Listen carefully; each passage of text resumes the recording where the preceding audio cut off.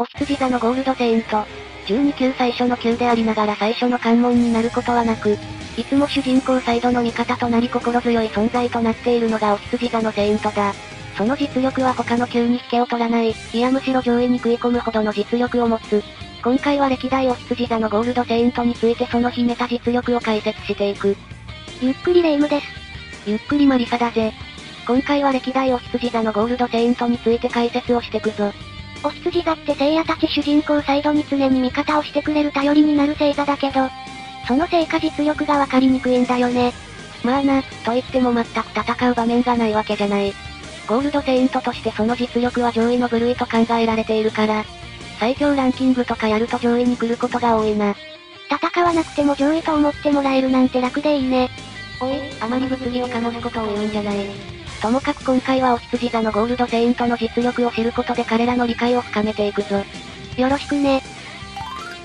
アリエスのムー。白羊級を守護するお羊座のゴールドセイント。マロ眉が特徴的でロングヘア、髪色は原作では金髪、アニメではピンクとなっている。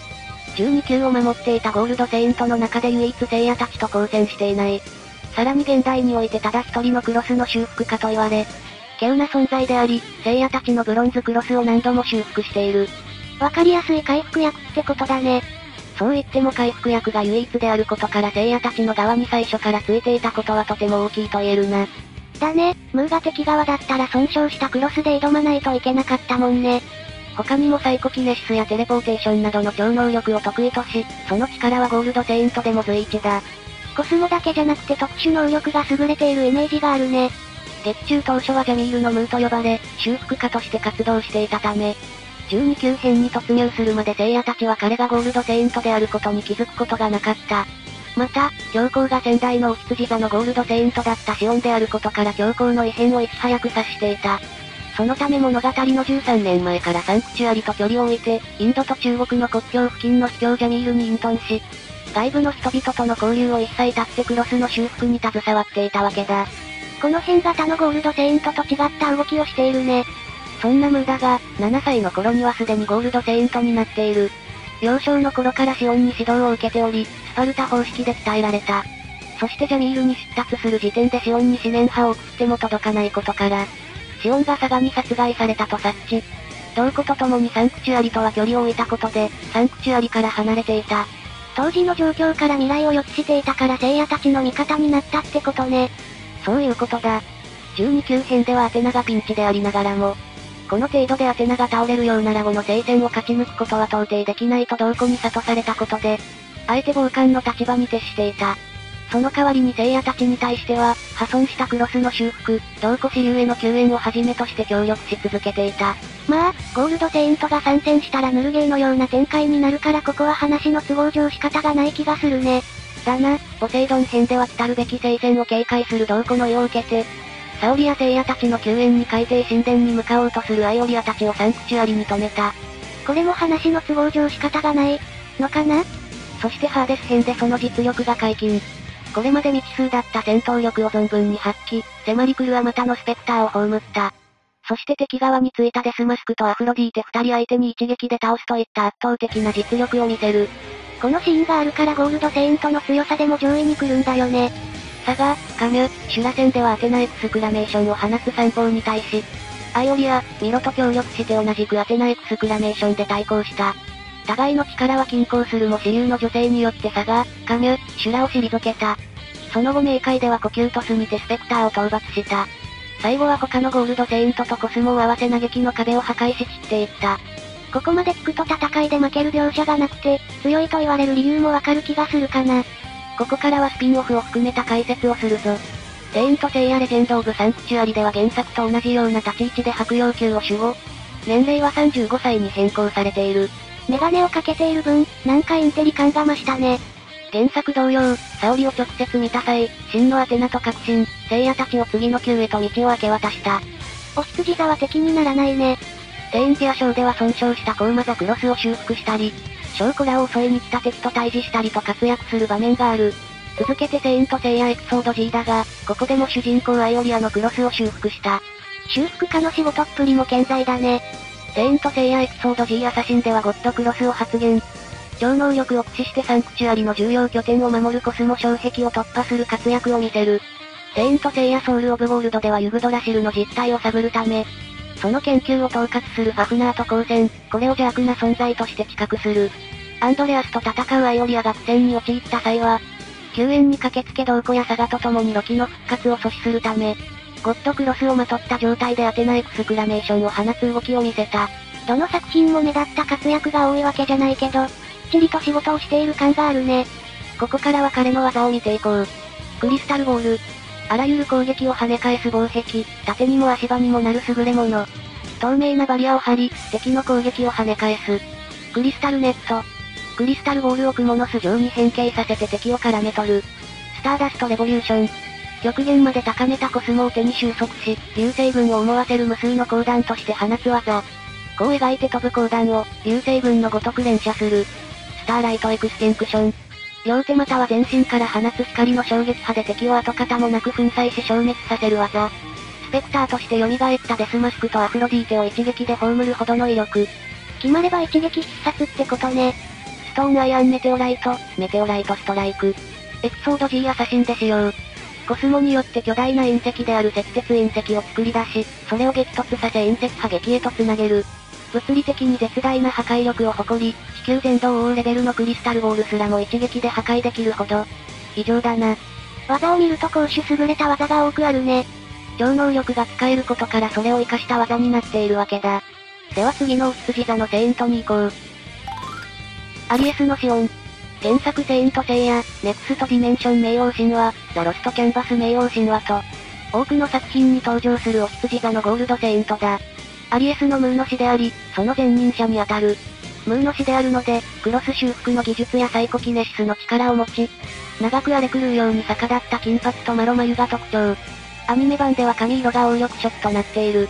ハーデス編からの登場だけど今になってみれば、過去の戦いに登場する人物だから登場する機会が増えたよね。だな、聖夜たちの時代より243年前に起きた前世戦の生き残りと現代まで続いていた。また生き残ったゴールドセイントであったために先代アテナから教皇に任じられ、教皇として200年の長きにわたりサンクチュアリを守っていた。ライブラのドーコもそうだけどものすごく長寿だよね。コスモを駆使して長生きしていたのかな？どうだろうな、ドーコは心臓の回数を減らすことで現代まで生きていたが、シオンについては明言がされていないから不明だ。超能力も使えるし、理由はどうにでもなりそうだよね。まあ、何かしら説明は欲しいところだな。本編開始の13年前、すでに200歳を超える老齢だったため、来たるハーデスとの戦いに備え教皇を若き次世代のセイントに譲ろうと考えていた。当時、ゴールドセイントたちのうち比較的年長だったアイオロスとジェミニのサガからアイオロスの方を指名。理由は聖人のような振る舞いであったサガの心に邪悪が芽生えていたことを察したためだ。これがサガの反乱に繋がるんだよね。ああ、その直後サガによって殺害されてしまう。その遺体は13年間、マリンが見つけるまで殺害現場であった禁区の場所スターヒルに放置されていた。教皇在任時はほとんどマスクをかぶって顔が見えない状態であったため、死後サガにすり替わられていたことに気づいた者が少なかった。でも弟子であったムーはおかしいと思ったからサンクチュアリから離れていたんだよね。てか、もう少しムーの年齢が高かったら教皇に指名ができたのにね。当時ムーは7歳。だからな。他のゴールドセイントも同様で世代交代の時期であったからアイオロスとサガの選択になったわけだ。ちなみにアニメでは設定が異なり現代まで存命。銀河戦争と時を同じくしてサガに暗殺され、弟アーレスの名を語ったサガに教皇の座を奪われた。劇中での活躍だが、ハーデス編で自身が絶頂期である18歳当時の肉体を得て復活。お羊座のゴールドクロスに似たサープリスをまとって登場。他の亡きゴールドセイントたちと共にあえて逆賊を装い、ムーヤタのゴールドセイントと対峙する。アテナが自らハーデスの元へ向かったのを知ると、聖夜たちにアテナのクロスと打倒ハーデスの任務を託して後を追わせ、灰となって消滅した。お羊座は裏切らないからね。セイント聖夜ネクストディメンション冥王神話では前聖戦時代の若かりし頃のシオンの姿が描かれている。ブロンズセイントだったシオンがゴールドセイントに昇格し、同様に昇格したトモライブラの同子と共に、12級を守護するゴールドセイントとして戦う姿が描かれている。テレキネシス、テレパスなどの頂上の力を持つが、作中で活躍する場面は少ない。また、ハイザの水面に映し出された未来の自分が教皇であることに衝撃を受けるといったシーンがある。就任したてのゴールドセイントだとまだまだ未熟な部分が目立つね。セイントセイヤザロストキャンバス冥王神話でもお羊座のゴールドセイントとして登場。同子とは当時からの親友関係は変わらず、仲の良さが伺える。ただし、生き残りが確定しているため他のゴールドセイントと比べて出番が多いとは言えない。まあ、12人いるわけだからこの作品でしか登場しないセイントに焦点を当てるしかないね。と言っても天衛星バルロンのルネを打ち倒すなど活躍する場面はしっかりとあるぞ。また本作ではアリエスのアブニールが登場。シオンより250年前に戦っていたお羊座のゴールドセイントではあるが、クロノスの力で未来から過去に渡ってきた未来人でかつ平行世界の出身である。本来の世界のお羊座のゴールドセイントはゲートガードであることから、同作品において3人のお羊座の名前が挙がっている。こういう深掘りや世界を超えたつながりがあるとセイントセイヤの世界が広がっていくね。ここからはシオンの技を見ていこう。クリスタルボール。ムーと同様にあらゆる攻撃を跳ね返す防壁。スターダストレボリューション。シオンからムーへと引き継がれた伝統技。スターライトエクスティンクション。こちらもシオンからムーへと引き継がれた伝統技。赤式天領派。セイントの魂を現世に呼び出し、それらを束ねて放つ巨大な波動を放つ技。ザロストキャンバスで登場した元神座のゴールドセイント候補の白霊の技。彼を指示したことからこの技が使用できる。ムーの師匠だけあって技構成も一部除いて引き継がれているね。そうだな。さて、次が最後のお羊座のゴールドセイントだ。アリエスの危機。セイントセイヤオメガに登場するお羊座のゴールドセイント。白羊宮を守護する再生と技巧を司るゴールドセイント。かつての聖戦において活躍したアリエスのムーの愛弟子にあたる人物だな。現在ではクロスを修復できる唯一の修復師であり弟子にラキがいるまでに至った。古くから聖夜たちの戦いを見てきた古参メンバーだね。ああ、少年時代には伝説のセイントである聖夜たちと共に幾多の戦いを目にしてきたからな。だね、昔からのファンにしてみれば待望のゴールドセイントだと思うよ。先代から受け継がれてきた技と少年時代から持つテレポーテーション能力を駆使する。性格は理知的で冷静、眉や髪型にかつての面影を残しつつ、いたずら小僧だった少年期を全く感じさせない青年に成長している。さらに言うと結構がたいが良く、2期では聖夜より頭一つ分以上高い背丈であり、子供時代はオイラだった一人称が私になっている。見た目も中身も大人になったわけだね。劇中では弟子のラキを連れて隠遁生活を送っていたが、マルスについたふりをして彼の作った12級の白羊級で待機しており、甲賀たちと一戦を交えるも最終的にはクロスの修復をするといった働きをした。ムーの時と同じようなことをしてあげたってことだね。ああ、甲賀らへの支援のために一旦マルス側についたふりをしたわけだな。またオメガ覚醒編では支流や不動と共にアテナエクスクラメーションを使用した。未来永劫鬼畜にも劣る族の楽園を押されてしまうというあの技ね。と言ってもその後も剥奪されることなく危機は生き残り、戦後はサンクチュアリの復興に勤しんだ。確かタウラスのハービンジャーに強行を押し付けたんだっけ？クロスの修復で忙しいという理由で辞退した。過去のこともあって権力欲のないものがいいということでな。危機も強行にふさわしいと思うけどさ、あっけらかんとしたところが危機らしいと言えるね。他作品でも危機がゴールドセイントになる機会がある。セイントセイヤエピソード G でお羊座のゴールドセイントとして登場。多くのセイントを失い半ば機能不全に陥っているサンクチュアリをまとめる立場となっており、強行の補佐的立場も担っている。この時の一人称はオイラから俺に変わっている。彼の技を見ていこう。クリスタルボール。師匠から受け継いだあらゆる攻撃を跳ね返す防壁。スターダストレボリューション。シオンから続く伝統の必殺技。スターライトエクスティンクション。これもシオンから続く伝統の必殺技。クリスタルボルテックス。セイントセイヤエピソード G アサシンで使用。クリスタルボールに攻撃性能を加えたもので、隕石波撃で放たれた巨大隕石すらも砕き吸い込む威力。異常だな。2代にわたって師弟関係が続き、大志座のゴールドセイントを継承した安定の星座ってことだね。